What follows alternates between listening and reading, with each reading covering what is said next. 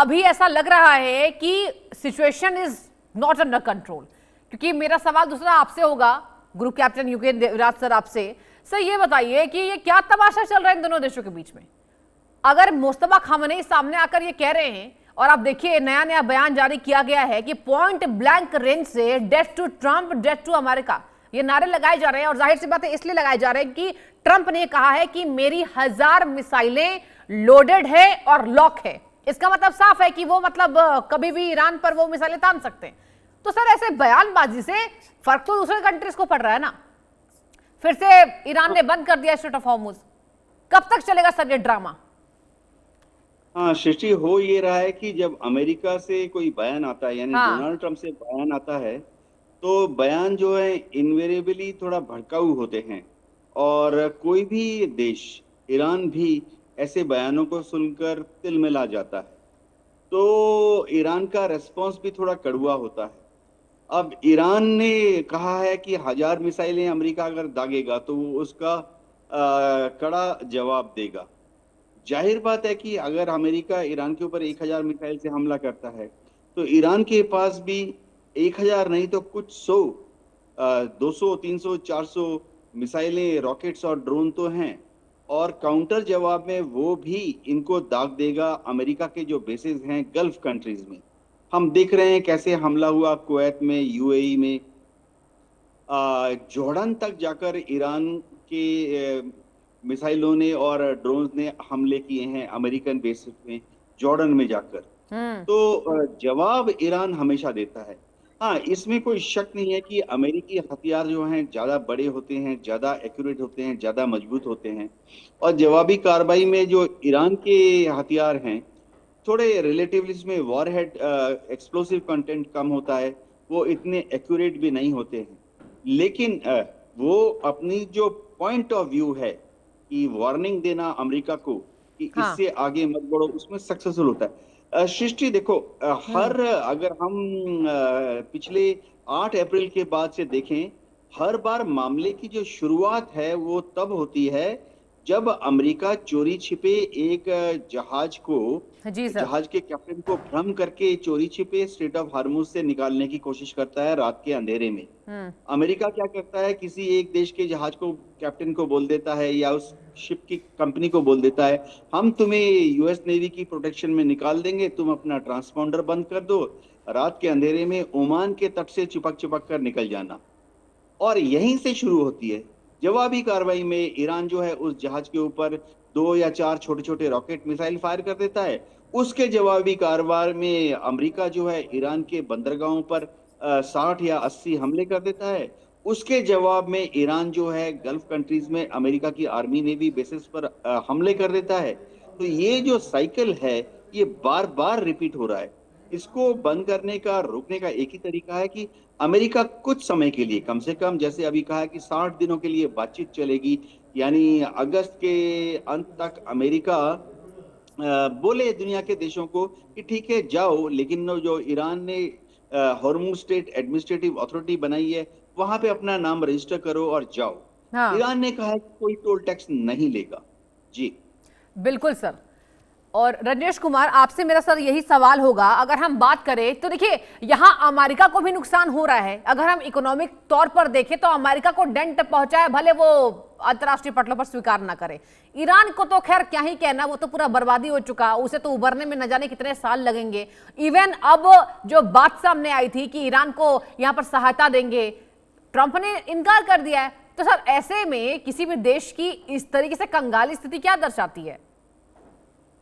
जी, आपकी बात बिल्कुल सही है, लेकिन मेरा ये मानना है कि अमेरिका कभी भी कोई भी काम करता है तो वो बिना सोचे समझे नहीं करता है। और ये जो ट्रंप का कोई भी स्टेटमेंट है, इसके पीछे बहुत सोची समझी साजिश है। अमेरिका ऑयल का एक्सपोर्टर है और आप देखेंगे कि जब उनकी कंट्री पे अगर कोई असर, अगर परेशानी होती है तो वो डॉलर छापने लग जाते हैं। और हमारे यहाँ अगर हम डॉलर छापे, आईएनआर छापे, तो हमारे यहाँ इन्फ्लेशन हो जाएगा, उनके यहाँ नहीं होगा, क्योंकि पूरी वर्ल्ड की जो इकोनॉमी है, जो ट्रेड है, वो अमेरिकन करेंसी डॉलर में होती है, तो सारा जाके वहां कंज्यूम हो जाता है। तो अब मुझे तो ऐसा लगता है कि अमेरिका जानबूझकर ये अपने फायदे के लिए कभी कभी थोड़े थोड़े टाइम में डिस्टर्ब कर रहा है, क्योंकि शांत नहीं रहने दे रहा है। और जब ये आप देखेंगे कि जब भी लड़ाई होगा तो डॉलर इंडेक्स जो होता है वो मजबूत हो जाता है। तो जब डॉलर इंडेक्स मजबूत हो जाता है तो लोग हमारे जैसे कंट्री से, इंडिया से पैसे निकाल के, वियतनाम से पैसे निकाल के अपने यूएस और कैपिटल मार्केट में जाके लगा देते हैं, क्योंकि उसको अच्छा रिटर्न मिलता है। अभी फेड अगर रेट हाई कर दे तो अभी आपने देखा होगा कि पिछले साल में बहुत बड़े पैमाने पर हमारी कंट्री से, शेयर मार्केट से पैसे फॉरेन इन्वेस्टर्स ने बाहर FII जिसको हम बोलते हैं वो लेके और यूएस में जाके इन्वेस्ट किया है उन लोगों ने। तो अगर ऐसा ही रहा और वहां डॉलर अगर मजबूत रहा और फेड ने रेट हाइक कर दिए, हमारी करेंसी अगर गिर गई तो फिर हमारे शेयर मार्केट से बहुत सारा पैसा वहां पे जाता रहेगा। तो एक सवाल आपसे ही, देखिए आपने बहुत अच्छे पॉइंट्स को रेज किया है सर, एक सवाल मेरा ले लीजिए, उसके बाद आप ही कंटिन्यू कीजिएगा। अगर बात करें तो देखिए जाहिर सी बात है, what ever the situation is going on, अब ऐसे में रुपए पर दबाव बनेगा। आप कैसे भाप रहे हैं इन स्थितियों को, क्या असर करेगी सरकार? बिल्कुल रुपए पे दबाव पड़ेगा और रुपए पे दबाव पड़ रहा है। हमने देखा जब 1 अप्रैल 2025 में तकरीबन 85 के आसपास था और अभी आरबीआई के इतना सपोर्ट करने के बावजूद ये 95 के आसपास है। आप सोचिए रुपी इतना गिर गया है, वर्स्ट परफॉर्मिंग एशियन करेंसी हो गया है रुपी। और जब ये हॉर्मूज और ये तेल का डिसरप्शन हो, जब इंटरनेशनल मार्केट में तेल की कीमतें बढ़ जाए और हम जब पूरी तरीके से बाहर पे डिपेंडेंट है, मतलब 85% हम बाहर से ही हम खरीदते हैं, तो ऐसे परिस्थिति में जब ऑयल के प्राइसेस बढ़ जाए तो हमें डॉलर चाहिए होता है ऑयल खरीदने के लिए, तो हमें और ज्यादा डॉलर चाहिए होता है, तो उससे क्या है, रुपी पे और ज्यादा प्रेशर पड़ेगा। तो रुपी पे बहुत गहरा असर हो रहा है इसका। ठीक है Devnath sir, I am coming back to you. Devnath sir, चलिए अब बात कर लेते हैं कि IRGC के कमांडर को जो मारे जाने की अफवाह है, सर आपने भी इस बारे में पढ़ा होगा, Ahmad Vahidi I am talking about, और एक और खास मेहमान मेरे साथ जुड़ चुके हैं। मैं बहुत स्वागत करना चाहूंगी सर आपका भी इंडिया न्यूज पर, लेकिन एक सवाल बस मैं ले लेती हूँ यूके देवनाथ सर से, फिर I will come back to you. Sir अगर बात करें देवनाथ सर, अहमद वाहिदी के मारे जाने की जो चर्चा है, आप उसको कैसे देख रहे हैं? IRGC के जो कमांडर्स हैं वो हमेशा से इजराइल की मोसाद या अमेरिका की CIA के निशाने पे रहे हैं। IRGC अपने कमांडर्स को बार बार इधर उधर एक लोकेशन पे नहीं रखते हैं, अलग अलग लोकेशन पे रखते हैं। और जब से ये युद्ध चालू हुआ है, ना सिर्फ आप देखिए, ना सिर्फ मुस्तफा खुमैनी वरन IRGC के जो टॉप लीडर्स हैं, टॉप जनरल्स, ब्रिगेडियर्स हैं, वो भी पब्लिक अपीयरेंस से कतरा रहे हैं। इसका बहुत बड़ा कारण ये है कि ईरान के अंदर ही काफी बड़ी तादाद में असंतुष्ट लोग हैं। हमें भूलना नहीं चाहिए कि 1979 के पहले जब शाह ऑफ ईरान थे तो वह अमेरिका के और इजराइल के परम मित्र थे, और जब शाह ऑफ ईरान के टाइम में अमेरिकन कंपनीज जो हैं वही ईरान के कच्चे तेल का पूरा व्यवहार, कच्चे तेल को ड्रिलिंग करना, उसका रिफाइनिंग करना, रिफाइनरीज को चलाना, स्टोरेज, भंडारण, मार्केटिंग सब अमेरिकन कंपनीज करती थी। तो जो ईरानी उस वक्त अमेरिकन कंपनीज के साथ युक्त थे वो उस समय को अभी भी स्वर्णिम समय मानते हैं। तो यह लोग हमेशा अंदर की खबर, उनको एक बार ये जो ईरानी हैं लेकिन ये ईरान की जो प्रेजेंट सत्ता है उसको सपोर्ट नहीं करते हैं, तो इनको जैसे ही पता लगता है कि ईरान का कोई नेता या आर्मी या IRGC का बड़ा मिलिट्री लीडर या न्यूक्लियर साइंटिस्ट आ रहा है, जा रहा है, तो ये तुरंत खबर दे देते हैं मोसाद को। तो अभी इन खबरों से होता क्या है, ईरान की पूरी टॉप जो लीडरशिप है, पहली लेयर और सेकंड लेयर, वो मजबूरन बाध्य हो रहे हैं कि पब्लिक अपीयरेंस से परहेज करें। इससे उनकी एफिशिएंसी, ऑपरेशनल फ्लेक्सिबिलिटी में कमी आ जाती है, जाहिर बात है जी। ठीक है, प्रदीप कपूर सर मेरे साथ मौजूद है। सर एक बार फिर से आपका बहुत बहुत स्वागत मैं करना चाहूंगी, पूर्व राजनयिक हिज। सर आपसे मेरा सवाल यही है आज के देश के सवाल में कि सर जो सिचुएशन चल रहा है, जो पूरी दुनिया देख रही है, एक बार फिर से धमकी पर धमकी। मुस्तफा खामनी ने कहा कि यहाँ पर death to America, death to Trump, point blank range से मारे जाने का दावा किया जा रहा है IRGC की तरफ से। और अब यहाँ पर ट्रंप ने कहा है कि मेरी 1000 मिसाइलें लोडेड है और लॉक है। सर कैसे देख रहे हैं, क्या फिर से हम यहाँ पर इंतजार कर रहे हैं बड़े विध्वंस की? ये सिचुएशन तो बहुत गंभीर है हाँ। और गंभीर ही रहेगा, उसमें कोई बदलाव आने का चांस बहुत कम है। दोनों तरफों से यही रहेगा मुद्दा कि हम कैसे लिंगरिंग बेसिस पे इसको आगे चलाते रहें, लो लेवल वॉरफेयर पे, कि ज़्यादा वो एकदम एक्सप्लोड ना कर जाए। तो वो सब चलता रहेगा, क्योंकि अमेरिका में नवंबर में इलेक्शंस होने हैं, मिड टर्म इलेक्शंस। इजराइल में अक्टूबर में होने हैं।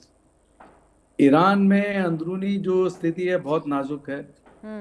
तो हर देश के लिए, तीनों देशों के लिए अभी अगर ये स्थिति में कुछ बहुत ज्यादा बदलाव आया तो बहुत ज्यादा खतरा हो जाएगा। तो इसके लिए तीनों देश यही कोशिश करेंगे कि लुढ़कता रहे। और आप ये सोचिए कि पाकिस्तान जैसा अगर मीडिएटर हो, इंटरमीडिएटरी हो, जो इतना ज़्यादा बैगेज है उनका, और जो एपी सेंटर ऑफ टेररिज्म है, टेररिस्ट स्टेट है, फेल्ड स्टेट है, तो वो किसी भी तरह कोई सॉलिड लास्टिंग ट्रीटी नहीं करवा सकता, उनमें क्षमता नहीं है। तो वो जैसे अमेरिका को एक कमरे में बुला के बात करेंगे कि भाई आपका क्या मैक्सिमल विश लिस्ट है, आप क्या चाहते हैं ज़्यादा से ज़्यादा। तो अमेरिका अगर कह रहा होगा कि हमको उनका सारा न्यूक्लियर आर्सेनल, वो जो सारा कुछ यूरेनियम है उसको कब्जा करना है, वो न्यूक्लियर बॉम्ब ना बनाए और हॉर्मुज को खुला रखना है, और फिर हम उनको कुछ पैसा देंगे, तो वो बोलेंगे $100 बिलियन देंगे। वो बातचीत ऐसे चल रही थी कि 100 बिलियन से फिर 200 बिलियन हो गया। फिर उन्होंने कहा कि आपको भी बहुत पैसा मिलेगा, क्योंकि काम तो सारा आपको करना है रिकंस्ट्रक्शन का ईरान में, तो आप इससे ज़्यादा क्यों नहीं बढ़ा लेते। तो उन्होंने फिर 300 बिलियन मान लिया। तो सिमिलरली ईरान को भी एक कमरे में बुला के वो पूछते रहे कि आपके क्या मैक्सिमल डिमांड है। तो उन्होंने कहा हमको हॉर्मुज में ये चाहिए, हम उसमें अपना सारा टैक्सेस ड्यूज लगा सकें, और रिकंस्ट्रक्शन के लिए पैसा चाहिए, और हमारे सैंक्शंस उठ जाएं, और हम अब न्यूक्लियर की बात अभी इस समय पे ना करें। तो वो जो MOU भी साइन हुआ है वो बहुत ही नेबुलस, वेग सा है। It is not a concrete MOU between the two sides. So there will be lot of areas, grey areas, और दोनों तरफों से बहुत ज़्यादा डाउट रहेगा। इजराइल उसमें पार्टनर नहीं था, ये भी बहुत उसकी भारी खामी है, बहुत कमी है। तो अगर इजराइल पार्टनर है ही नहीं, और जब तक ईरान ये नहीं एग्री करता कि इजराइल को भी हक है एक देश की तरह जीने का, और हर जू को हक है जीने, हर ज्यूइश आदमी को और औरत को जीने का हक है, तो पहला तो ये फाउंडेशनल प्रिंसिपल ये होना चाहिए था। तो अभी इसमें हर देश के लिए कुछ भी नहीं है और बहुत कुछ भी है, तो बड़ा कंफ्यूजिंग सा सिचुएशन चलता रहेगा, क्योंकि इंटरप्रिटेशन हर देश के अलग अलग रहेंगे। तो अभी ऑलरेडी देखा हमने कि इंटरप्रिटेशन में ऑलरेडी बहुत ज़्यादा फासला आ गया है, तो उसमें फिर झगड़ा चलता रहेगा, बमबारी चलती रहेगी, बट धमकियां भी चलती रहेंगी। और ईरान तो इट्स अ पराया state in so many ways कि उन्होंने जो उल्लंघन किया है वियना प्रोटोकॉल का, जेनीवा प्रोटोकॉल का, डिप्लोमेट्स के ऊपर जो अटैक्स किए उन्होंने, किडनैपिंग किया है, तो ऐसे बहुत सारी चीज़ें की हैं, बॉम्बिंग की हुई है एम्बेसी के ऊपर। तो उसमें भी उनका कोई लिमिट नहीं है कि किस हद तक वो जाएंगे दूसरों को परेशान करने के लिए, तकलीफ पहुंचाने के लिए, नुकसान पहुंचाने के लिए। अमेरिका भी ऐसा ही देश है कि वो अपना राय दूसरों के ऊपर थोपना चाहता है और उसमें कोई लिमिट नहीं चाहता। तो अभी दोनों के बहुत ज़्यादा वो हो रहे हैं लिमिट्स टेस्ट, बट क्योंकि ईरान को बहुत ज़्यादा सपोर्ट है चीन का और रशिया का, तो उसमें GPS में जैसे बहुत सारे जो उनके लोग थे ईरान के अंदर, इजराइल के और अमेरिका के, वो सैटेलाइट जो फ़ोन यूज़ कर रहे थे, तो ईरान ने उनको जाके पकड़ के उनको ख़त्म कर दिया, क्योंकि चीन का उनको बहुत ज़्यादा सपोर्ट मिला मैपिंग करने के लिए कि कहाँ कहाँ पर ये लोग हैं। अभी भी बहुत सारे ईरानी लोग हैं, जैसे हमारे साथियों ने कहा, जो खबर पहुँचा रहे हैं। तो वो सब चलता रहेगा, बॉम्बिंग चलती रहेगी, बट लो ग्रेड जो असॉल्ट दोनों तरफ से वो जारी रहेगा। और नवंबर दिसंबर के बाद में अगर तो ट्रंप की पार्टी पावर में रहती है या उनको बहुमत मिल जाती है फिर से, तो फिर उस समय पे कुछ डिसाइसिव स्टेप्स लिए जाएंगे अमेरिका की तरफ से डेफिनेटली, इजराइल की तरफ से भी, और मेरे ख्याल से फिर ईरान भी उसका जवाब तगड़ा देगा चीन और रशिया की सहायता के साथ। ठीक है, धन्यवाद सर आप तीनों रहिए मेरे साथ। एक बड़ी खबर का रुख कर लेती हूँ, फिर मैं डिबेट में वापस चर्चा के लिए लौटूंगी। अमेरिकी सेनेटर लिंडसे ग्राहम का निधन हो चुका है। 71 साल की उम्र में दुनिया को उन्होंने अलविदा कहा है। कार्यालय ने निधन की आधिकारिक सूचना जारी की है, पुष्टि कर दी है। और जहां अमेरिका